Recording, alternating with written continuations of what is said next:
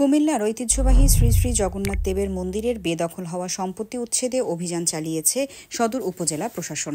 বৃহস্পতিবার কুমিল্লা সদর উপজেলার খামার কৃষ্ণপুর এলাকায় অবস্থিত জগন্নাথ দেবের মন্দির সংলগ্ন ৬ শতক জমিতে নির্মিত অবৈধ স্থাপনা উচ্ছেদ করা হয়।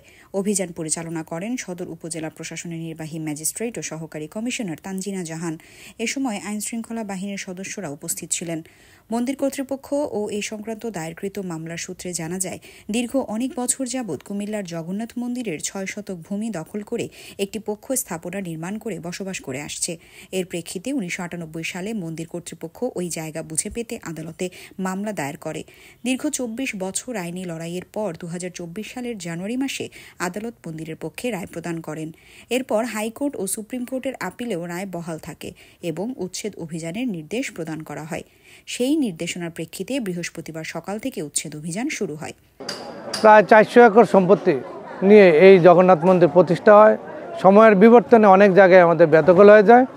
এই জায়গাটা আমরা দীর্ঘ ২৪ বছর মামলা করলে মহামান্য হাইকোর্টের থেকে পরে তারা আপিল করে। এপিলেট ডিভিশন থেকে আমরা রায় পাই ২২ মাস আগে, ২৪ সালের জানুয়ারি মাসে। আর এই মামলা আমাদের সাথে ছিলেন আমাদের সিনিয়র অ্যাডভোকেট, উনি প্রয়াত সুভাষ বিশ্বাস, আমাদের সাবেক জেলা জিপি তপন বে নাগ সহ আরও অনেক আইনজীবী এই মামলার সাথে ছিলেন। আমরা রায় পেয়েছি, তাদেরকে বারবারই নোটিশ দেওয়া হয়েছে, তারা সকল প্রসেস মেনটেন করা হয়েছে, তারা উক্ত জায়গা ছাড়েনি। আজকে টিএনও এসএলএন মহোদয়ের নেতৃত্বে উচ্ছেদ করা হলো। আমরা জেলা প্রশাসন সহ আপনারা সর্বস্তরের জনগণ এবং আপনারা যারা সাংবাদিক মিডিয়া আছেন সবার প্রতি আমরা ধন্যবাদ ও কৃতজ্ঞতা জানাই। সরেজমিনে ঘটনাস্থলে গিয়ে দেখা যায়, মন্দির সংলগ্ন এলাকায় ৬ শতক ভূমির ওপর ৩টি ঘর নির্মাণ করে কয়েকটি পরিবার বসবাস করছিল। উচ্ছেদ অভিযান শুরু হলে তারা নানা অভিযোগ তুলতে থাকেন। মন্দির কর্তৃপক্ষের আইনজীবী স্বর্ণকমল নন্দী বলেন, ১৬৮৫ সালে প্রতিষ্ঠিত কুমিল্লার ঐতিহ্যবাহী জগন্নাথ মন্দিরটি ৪০০ একর সম্পত্তি নিয়ে প্রতিষ্ঠিত, কিন্তু সময়ের বিবর্তনে মন্দিরের অনেক জায়গায় বেদখল হয়ে গেছে। আজকে এখানে ৬ শতক বেদখল হওয়া জমি উচ্ছেদে অভিযান পরিচালনা হয়। দীর্ঘ ২৪ বছর আইনি লড়াইয়ের পর আদালত আমাদের পক্ষে রায় দেন। পরে তারা আপিল করে। অ্যাপিলেট ডিভিশন থেকে আমরা রায় পাই ২২ মাস আগে।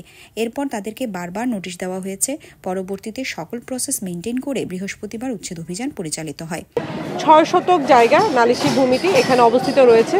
তো আমরা জানতে পারি এই মামলাটি আসলে ১৯৯৮ সাল থেকে চলমান ছিল এবং সিএস, আরএস, বিএস প্রতিটি রেকর্ডে এই জায়গাটি ছিল হিন্দু মালিকানাধীন, যেটি আমাদের জগন্নাথ মন্দিরের আওতাধীন একটি সম্পত্তি। তো এই জায়গাটা ওনারা আসলে জবরদখল করা অবস্থায় ছিল।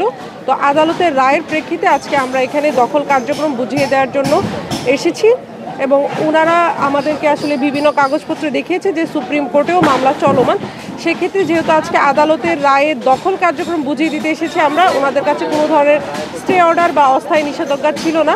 তো ওনাদের কাগজপত্র না থাকার কারণে আমাদের যে দখল কার্যক্রম রয়েছে ওইটি আমরা পরিচালনা শেষ করে জগন্নাথ মন্দিরকে তাদের এই ৬ শতক জায়গাটুকু আমরা দখল বুঝিয়ে দিয়ে যাব।